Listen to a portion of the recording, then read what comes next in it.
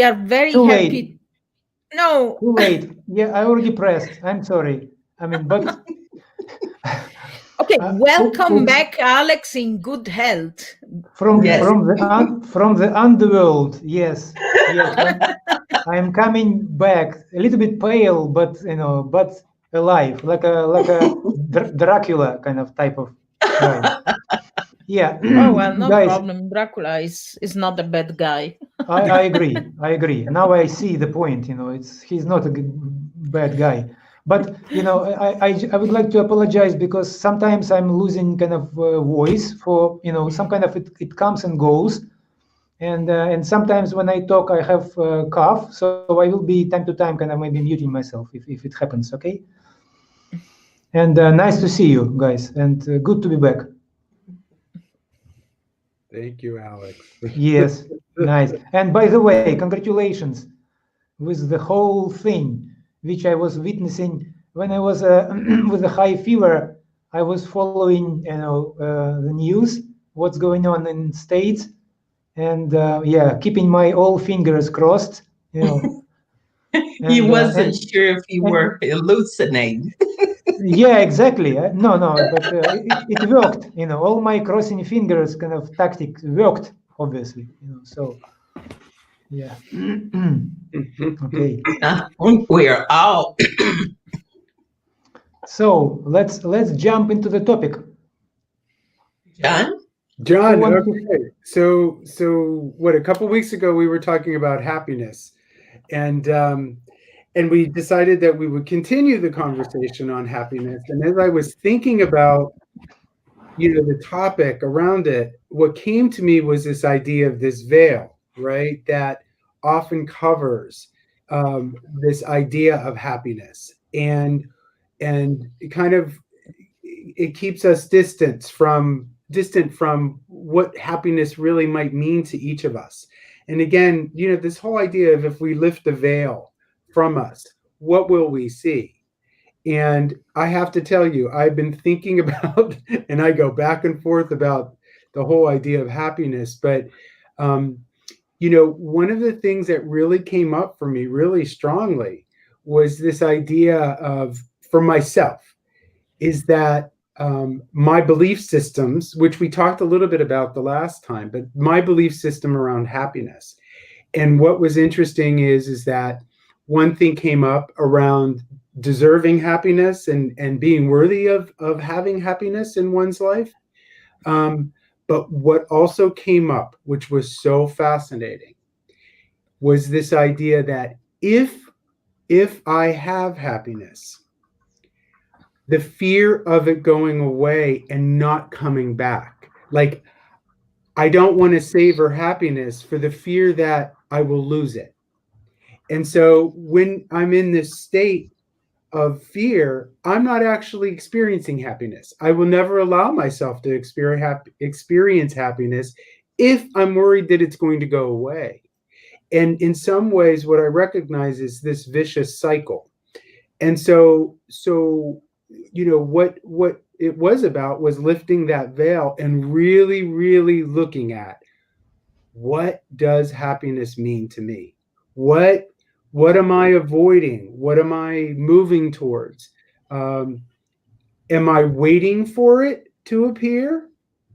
Am I chasing after happiness? Or am I creating happiness? And those were some of the contexts that I came away with. This idea of chasing happiness, waiting for happiness to arrive, or creating it myself. I don't have the answers yet, but I think, again, it ties into this idea that it's creating awareness around this idea of, what does happiness mean to each of us? And is it really elusive? Or if we have it, am I afraid that once I get it, it's going to go away? And in the end, do I really deserve to have happiness?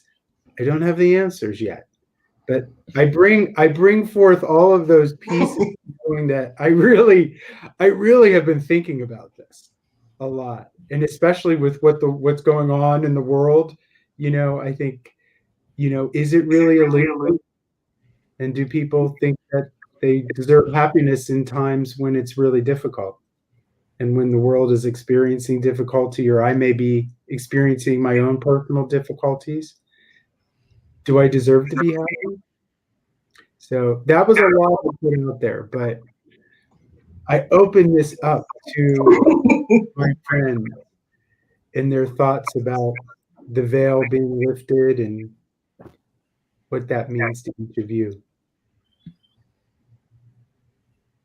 So who wants to go first? Alice, Irene, Alex.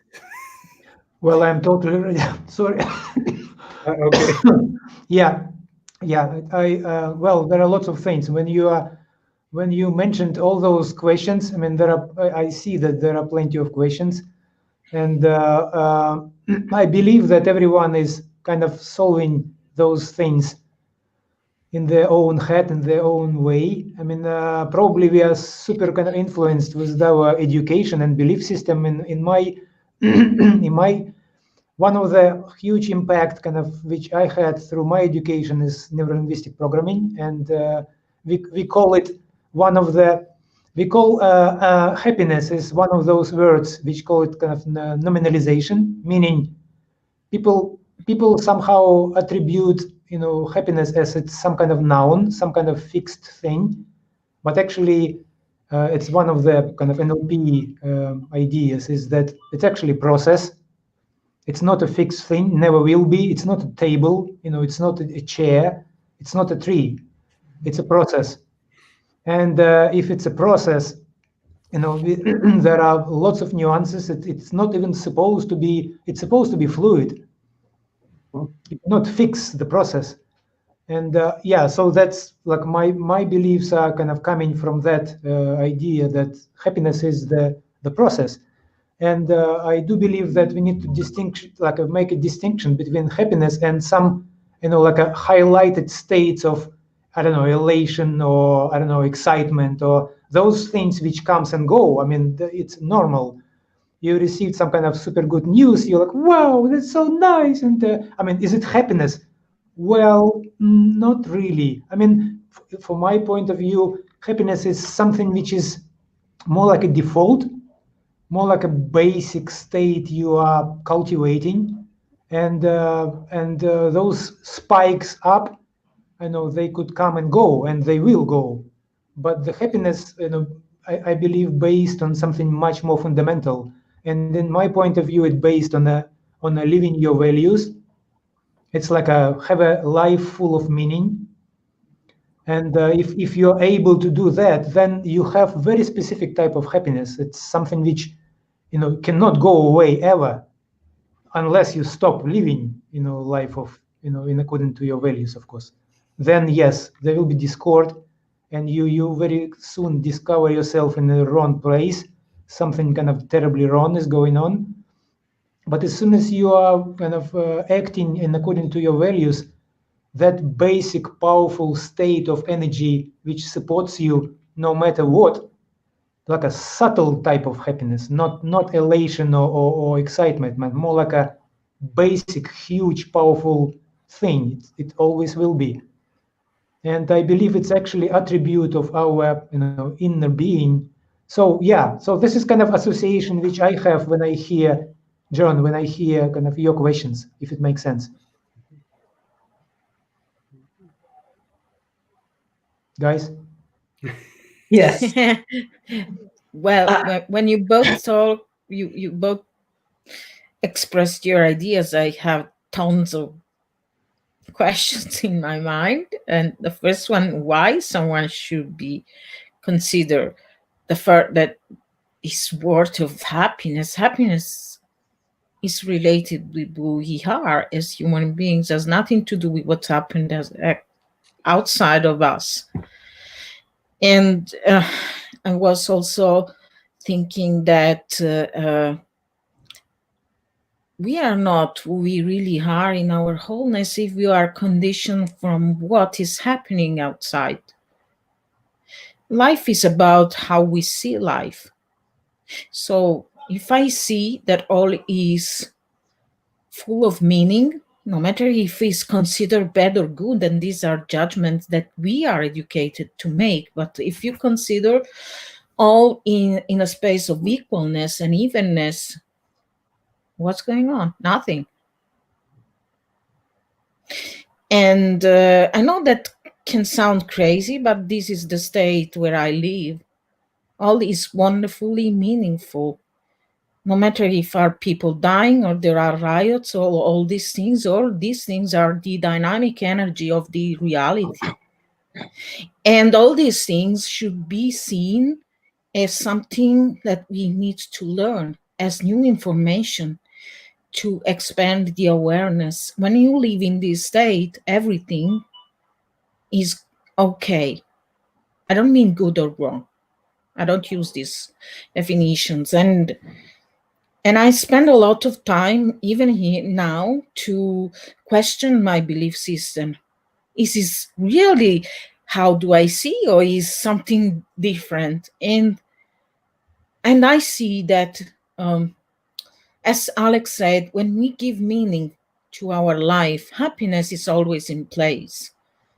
So when I take care of my family, when I take care of people or my clients, when I take care of my cats, my animals, my garden, my life is full of meaning. So everything is perfect. Even in some education mindset is not perfect. But for me, it's perfect. And I think that all of us have our own way to feel and sense and perceive happiness. And as Alex said, it is not something.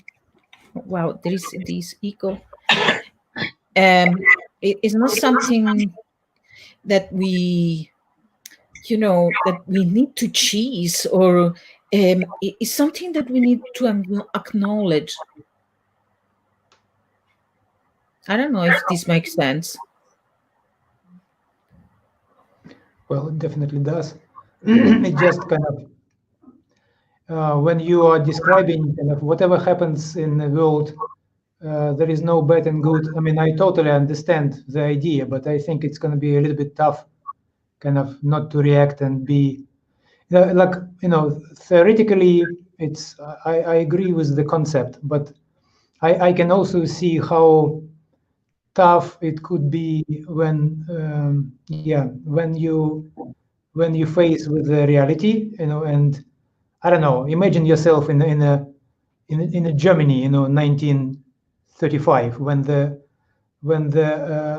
those brown, I don't know, T-shirts kind of marching, how, like, well, you could say, yeah, it's not good, it's not bad, it's okay, but is it really?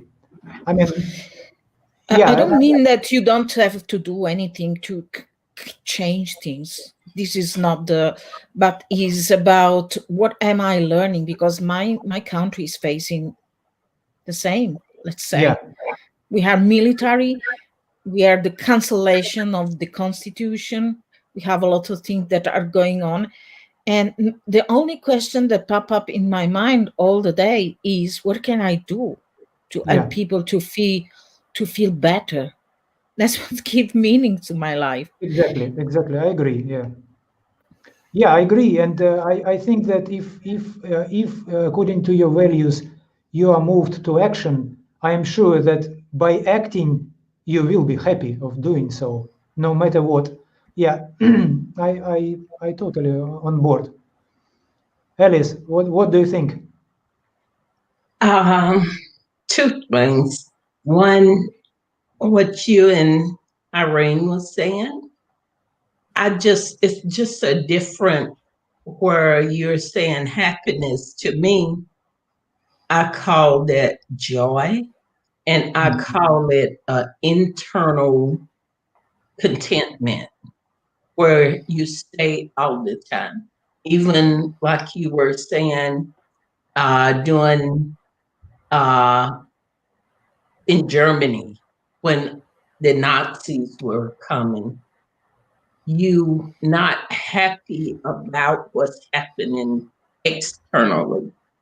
But when I listened to some of the talks from some of the survivors of the Holocaust, you can see that there was a internal strength, something so deep internal that that's why they survived, you know. So to me, if I can have that internal contentment, no matter how crazy it is outside, then I have joy. But happiness is kind of, to me, it's kind of like a flash, you know, something might happen and, you know, you just overcome with, you know, laughter and happy and joy, but then it doesn't last forever. It's just for a while. But if you have that internal peace, then which I call joy, you you're okay. You know, no matter how crazy it get in the world of politics or racism, of all the craziness we have been going through. It's an internal peace that I have that while I don't agree with it and it doesn't make me happy, but it doesn't steal that internal peace that I have. Yeah. So that's the that's the one point. And the other one that John said, he was saying that if he sometimes he might be afraid to get happiness because then it'll go away. And there's a phrase that I wrote one time in this book I was working on, and it talks about prayer and Black people in America. We have been praying forever and forever and forever since we've been here for a change.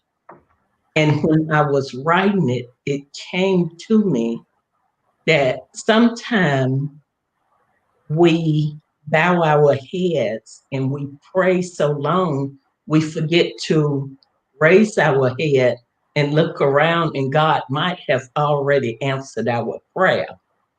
So if we have that happiness that we're so afraid that we're going to lose, we'll never get. We'll be like, just continue praying and praying and never realizing it's there in front of us. So that's when he was saying those questions, that came to me. I remembered that. And when you and Irene was talking, I remember how no matter how crazy it get in 2020, I think everybody can say 2020 have been quite crazy. Yeah. But I've never lost that internal joy. And during 2020, I have had some moments of happiness, you know, when of laughter, of, you know, oh wow, look what happened. But I've always had that internal peace, contentment. That's how I would describe it. Nice. Very nice. I think, John, we made a full circle. Back to you, John.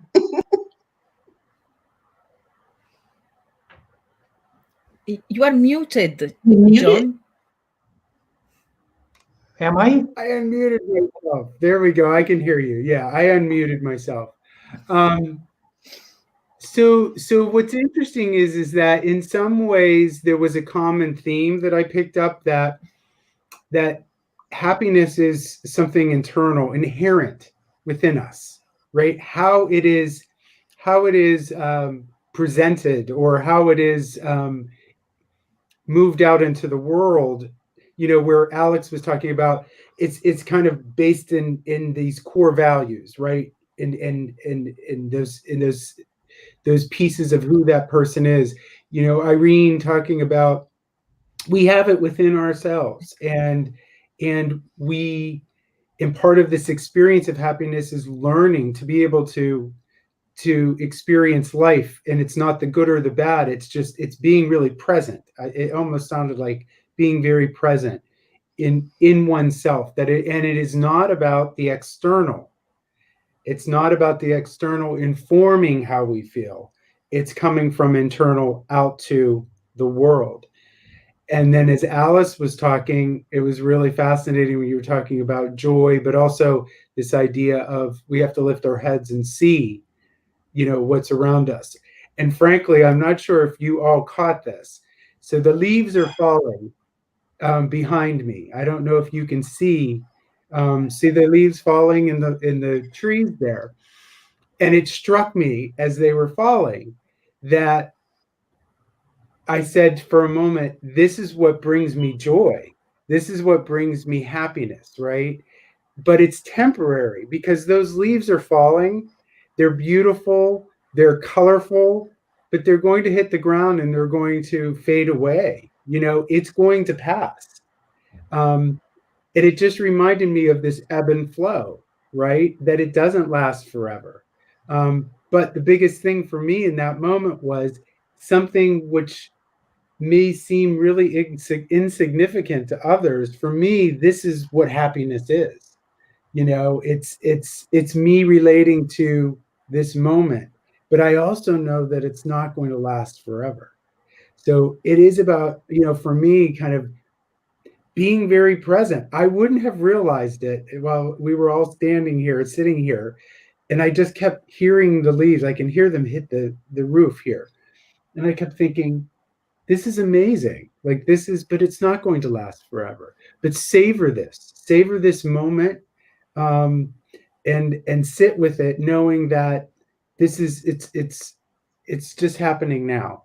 I don't know if that all makes sense, but I just wanted to share that because I didn't know if you all could see what was happening behind me. But I tried to at least capture what everybody was speaking to. But again, I think the essence of this is that it's inherent in us as human beings.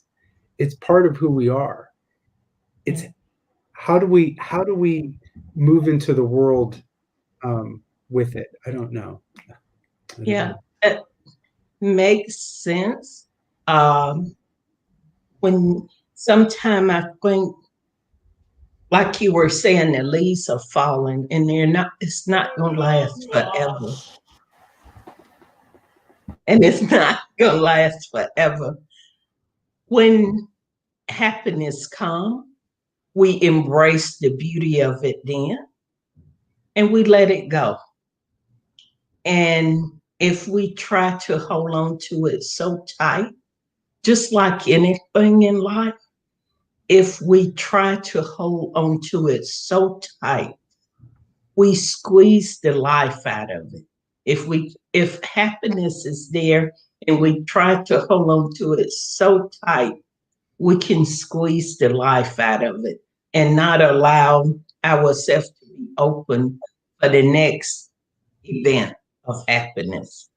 Once those leaves fall and they die, then soon the snowflakes will come. And it's it's beauty in another way. The snowflakes will melt, and then spring will come, and we will have flowers coming up. So happiness is kind of like that. We have to, for me, I have to embrace the season of that moment and be willing to let it go so that I can receive the next season.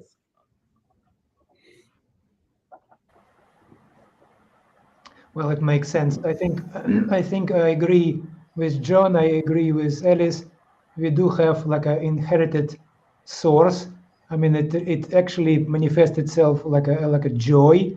And when I mentioned, for example, the living with the values, of course, that's how that joy can be channeled. When you're already adult, when you're already kind of aware what you're doing, yeah. Living in according to your life values, it's like one of the ways. But joy and like inherited source of happiness. Children, maybe they don't have powerful set of values, but that joy is actually sparkling, anyway. So I think we do inherit. I think the source is the essence of the source is, we call it love or happiness or whatever it is. It's just a different manifestations of that. And I believe that when John, you could relate to leaves, I mean, that's a kind of nature also have the same source. Somehow you probably practiced kind of, so like, how to say it, access to the source through this particular route. And for me, like snow would be the best, not leaves. I mean, yeah, or anything. I think it's just the source of that real true love or happiness is pretty much the same. I think that's pretty much what powers our sun, after all. I mean, yeah, of course, sometimes it could be burning, but I believe that, that's actually direct representation of happiness or love, just very kind of extreme version. Imagine to switch off the sun, for a couple of months. What will happen with the life on the planet Earth? And yeah, I think we are powered by one amazing source. And if we are able to access that source, we don't need to any external, confirmations or any external things to support it. I think we are totally enough to be driven internally, sustain everything. Yeah, that's what resonates with me after I listen to all of you guys. Great. Irene. Well, I was thinking about love, for example, and now twice in our group we weren't willing to go to the direct on YouTube without a piece of this group, an important piece of this group. One time was Alice, another time was Alex. And I was thinking today that I'm very happy to be with you all here, because I think that this group was born with love and we are sharing with love, and love is what we want to spread outside of this group. And to make you understand how this love is very powerful is that today I broke my relationship with my partner, and no one noticed very much, because what I told you is that what happened is not related with who I am. And the connection with love, and I broke this relationship because I was really in complete alignment and integrity with my values. We did not have a good way of communicate and conversation. And in the end, I told him, I don't want to change you. This is why I don't want to move forward in our relationship. And I understand that even if you are a very good man, nice, full of values, you are not the right person for me. And it required times to take these decisions. And I'm happy because I respected my values, I respected myself, and I respected him. I think that he deserves a person with who he can have a better communication than with me. And this is not depending from the fact that I'm a good person and he's not, or vice versa. It has nothing to do with that. It's how all to do in the way we are connecting with each other, in the way we live our values, in the way we live many things and many styles of our life. And I think, well, it was an important lesson for me. And now I'm in the place of reflecting on what this relationship gave to me, because it gave me a lot. And I want to honor this feeling and this relationship as well this person, because he's a very good person, but it's not right for me. And Wow. this doesn't change how I live love, how I feel love, and the fact that I'm feeling completely at peace. And I think that one of for myself, myself, whenever I can live with integrity, with honesty, and showing the true love, the way I feel it, the way I live, the way I'm capable to spread this love that is within me, I'm happy because I don't betray who I am. I don't know if this makes sense. And Yes. And for me, for you to share that with us, it gives me a sense of something so much higher than happiness, a sense of, I don't even know the word for it, but that you would share that with us, that part of you, that you would entrust us. You know, I can't even mention the words, but it gives me such a, it gives me a feeling of value, that you valued me to share something so precious with me. And I I really, I mean, it's, and maybe this is joy, the happiness of whatever it is that we're trying to get to, but it's such a special feeling. And I feel so, I guess the only word I can say is valued, that you would share that with me. And because, you know, we've all probably been in relationships where they ended, and share that with us. And we always talk about how we've connected, but we've never, at least I've never seen any of you guys in person. But I feel such a strong connection. And for you to share that, to me, it elevates happiness to a whole different level. And thank you. That's, I mean, thank you. I feel honored that you shared that with us. And yes, that's all I can say. Yeah, I just really, and the love I send back to you. thank Uh, you.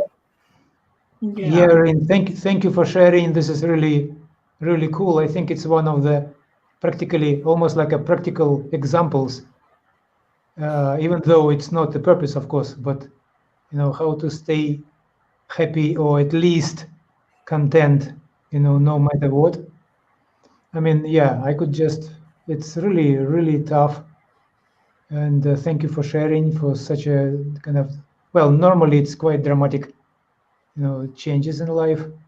But now at least I could sense what does it mean to be a partner of Buddha, for example. I mean, so, sorry, I'm going into the kind of humor a little bit, but yeah. So it's like, okay, I mean, yeah, no matter what comes, it content, and if something didn't work, well, we are good people. We are not blaming each other, and we've done what we could, and yeah, that's it. Well, it requires quite a level of energy and development, I would say. Mhm. Yeah. Thank you, Alex. Yeah. Thank you, Okay. I Irene, think for I yeah. think guys, let me just sorry about that. I think yeah, sometimes the cough is coming. I think we need to wrap it up, and we have few people who are doing it very well. Who will volunteer? I think John. John, you volunteer. It's Yes. the wrap up, man. I'll just say in the wrap up, and again, thank you, Irene, for sharing this. And I think in of itself, what's so powerful here, and it's to Alice's point, that I think just this moment of the connection, the trust and the connection that has been built between these four people who've never met in person is just an example, right? And as difficult it might be for relationships, as they fade like the leaves falling off the tree, there was still this connection, and I was happy. I feel there's a couple of things. It's gratitude for me. It's the connection that was created here, and that to me is happiness. That to me is part of the essence of what happiness is. And I think so much of this is about how are we touching others, and how are we connecting with each other. And we've talked about this so many times. This is the theme. And and even in the stories though, but the thing for me is happiness is within us. And we need to be aware and be open and know that, particularly when we connect with each other, that's truly when joy and happiness is there. It can truly reveal itself. So I didn't wrap everything together in the big bow, but I just, it felt like this nice calm space to end around us lifting off that veil and really in this moment experiencing that happiness. So thank you. Thank you. Thank you, everyone. Thank you. Yeah, we will continue next week. Yes. Bye. Okay. Bye.